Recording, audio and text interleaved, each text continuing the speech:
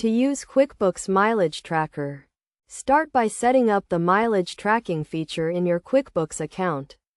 This can be done by navigating to the mileage tracking section and selecting the option to track mileage. You will need to choose the vehicle you want to track and set the start date for tracking.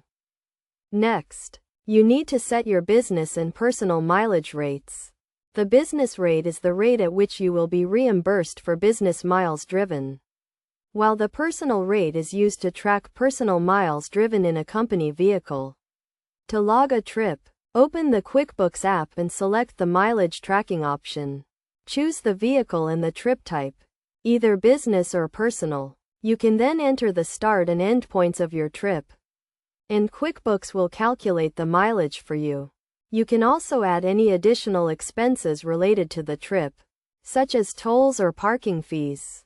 It is essential to categorize your trips correctly to ensure accurate tracking and reimbursement. You can categorize trips as business, personal, or commuting. Business trips are work-related. Personal trips are not work-related. And commuting trips are those taken to and from work.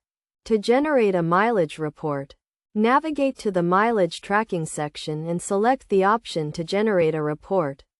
You can choose the date range and vehicle for the report, and QuickBooks will provide a detailed breakdown of your mileage, including the total miles driven, the total reimbursement due, and any additional expenses.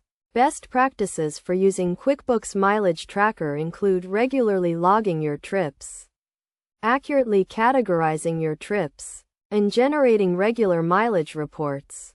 This will help you stay organized and ensure you are reimbursed for all your business miles driven. By following these steps and best practices, you can effectively use QuickBooks Mileage Tracker to track your mileage and simplify your expense reporting process.